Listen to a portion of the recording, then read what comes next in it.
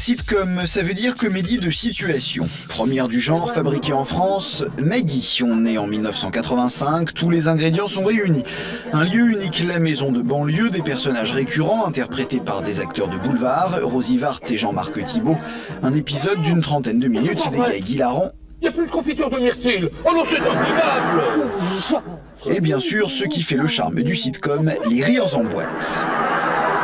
La première sitcom, c'est la première série tout court. C'est facile, il faut remonter au début de la télévision américaine, ou quasiment au début, 1951. C'est elle, Lucille Ball et son mari Desi Arnaz, qui ont fait une comédie qui s'appelait I Love Lucy. La spécificité d'I Love Lucy, c'était avant tout le personnage de Lucille Ball, qui est une rouquine, ça se voit pas, c'est du noir et blanc, mais qui est une rouquine avec des mimiques pas possibles, et qui rêvait dans cette série, enfin dans cette sitcom, qui rêvait de devenir vedette à Hollywood. Dans les années 60, c'est l'âge d'or des sitcoms, l'époque de Ma sorcière bien-aimée, reflet d'une Amérique bien pensante.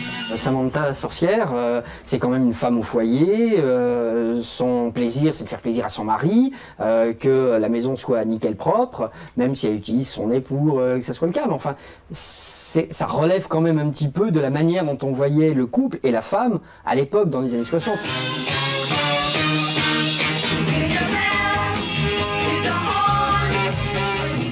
Après l'Amérique, l'Angleterre, les sitcoms deviennent aussi un genre pour enfants, témoins les mésaventures des gamins de autobus à Impérial. Aux États-Unis et en Grande-Bretagne, on regarde les sitcoms en famille et en prime time. Dans les années 80, le sitcom se fait une nouvelle jeunesse grâce à l'acteur Bill Cosby. Il invente la comédie black et réunit chaque soir plusieurs millions de téléspectateurs sur NBC. Aux États-Unis, grâce au sitcom, quelques acteurs sont devenus comme lui d'énormes stars, portant l'image des chaînes de télé qui diffusent la série. Aujourd'hui, toujours sur NBC, Jerry Seinfeld, auteur et comédien de la comédie qui porte son nom, pas encore très connu en France mais numéro 1 aux USA, touche 3 millions de francs par épisode. Il est même coté en bourse. Le tournage d'une sitcom aux États-Unis, généralement il faut 3-4 semaines pour qu'un scénario soit vraiment peaufiné, et ensuite la production en tant que telle c'est une semaine. Les 5-6 premiers jours, c'est répétition avec les comédiens, ligne par ligne, mot par mot, d'abord autour d'une table, ensuite dans le décor, ensuite avec les caméras. Le dernier jour de la semaine, jeudi ou vendredi généralement, c'est le tournage de l'épisode. En public, on fait venir du public, qui assiste donc au tournage et qui rit. Ce ne sont pas des rires enregistrés, mais ce sont de vrais rires. Ils sont face à vous, et plan par plan, scène par scène, dans l'ordre de l'épisode, tout l'épisode est tourné devant vous si vous avez la chance d'être parmi le public. Un épisode d'une série comme le Cosby coûte entre 3 et 5 millions de francs. En France, les moyens ne sont pas les mêmes et ça se voit.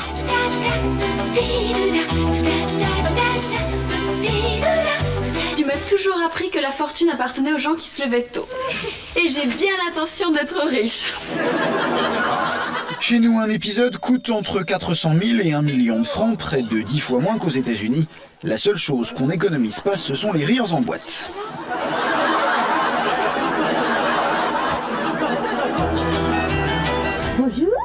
Pour cela, pas de secret, un petit nombre d'acteurs, et pour Maggie, 3 épisodes dans la boîte en 2 semaines.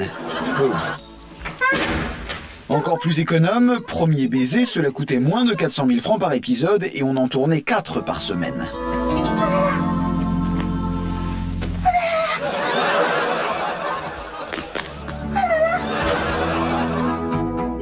Le fleuron des productions AB, Hélène et les garçons ou les émois d'une étudiante qui ne sait pas si elle doit flirter avec Nico ou avec un autre. Chaque soir à 19h, pendant près de 2 ans, 6 millions de jeunes téléspectateurs ont retrouvé Hélène, Cricri et leurs copains à la cafette. Alors, qu'est-ce que vous avez fait cet après-midi? Bof, pas grand-chose. On n'a même pas escaladé de gouttière. On est allé boire un coup à la cafette. Et on s'est fait tringuer par 3 charmants jeunes hommes, dont un très mignon. T'exagères, il y en avait au moins 2 de très mignons. Alors les troisièmes? Le troisième, quoi il était le troisième hein? Moi, ce qui m'amuse le plus, c'est que ils jouent tous, ils ont tous 32 ans, ils jouent des jeunes de 18 ans qui n'ont jamais baisé, et ça m'amuse vraiment beaucoup, quoi. Voilà ce qui m'amuse le plus dans Hélène et les garçons. Arrête, Etienne, tu noircis tout. On n'est plus au lycée, on est à la fac. C'est plus des gamines effarouchées, c'est des femmes, des vraies. Toi, tu es un grand coquin. Pas du tout, qu'est-ce que tu vas chercher? On avait décidé d'aller au cinéma, c'est tout. C'est vraiment tout? Ah, toi, tu sais, hein, on peut décidément pas te cacher grand-chose. En France, la sitcom est convenable, exit le sexe, la mort et les choses qui fâchent. On ne peut pas promouvoir des opinions qui seraient minoritaires, donc tout ce qui touche au sujet politique, au sujet religieux, parfois à l'homosexualité, tout ce qui peut être diviser les Français est plutôt évité. C'est comme un livre. Mais si l'on ne montre pas, il n'est pas interdit de suggérer. Le succès de Classe Mannequin doit beaucoup à la plastique de Cachou et Vanessa Demouy. Ah, dommage qu'il soit beaucoup trop grand pour toi. Hein. Comment ça, beaucoup trop grand pour moi? En tout cas, la sitcom à la française, on peut critiquer, mais en attendant, ça fait rentrer des devises. Ah oui, bien, querida, muy chic. Oh, Georges! Qu'est-ce que c'est?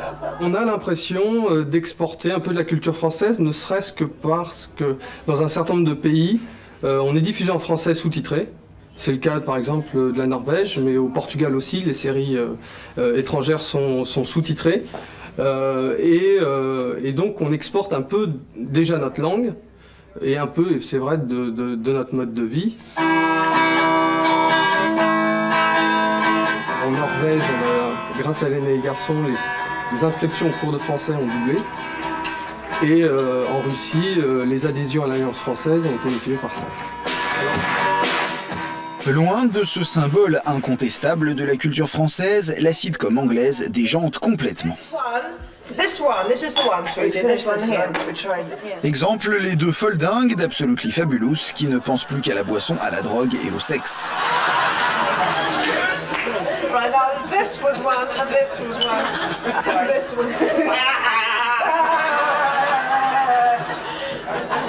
Dans certains sitcoms américains et en prime time, on parle même homosexualité. Par exemple, Ellen DeGeneres, aux États-Unis, c'est une héroïne de sitcom. Elle n'avait jamais de boyfriend et dans la vie, elle est homosexuelle. Et là, elle a annoncé son homosexualité dans la presse et ensuite son personnage dans le sitcom est devenu homosexuel. Donc c'est pas mal et puis ça fait avancer les choses. Et la copine d'Hélène vient de trouver un caleçon d'homme et fait une scène de jalousie à sa copine. Je voulais savoir ce que c'était qu'un vrai baiser. Un vrai baiser. Alors, quel est l'avenir du sitcom en France? Les fraises ou vodka orange, soucis d'acné ou problèmes de sexe? Le sitcom à la française deviendra-t-il un jour un spectacle pour les grands?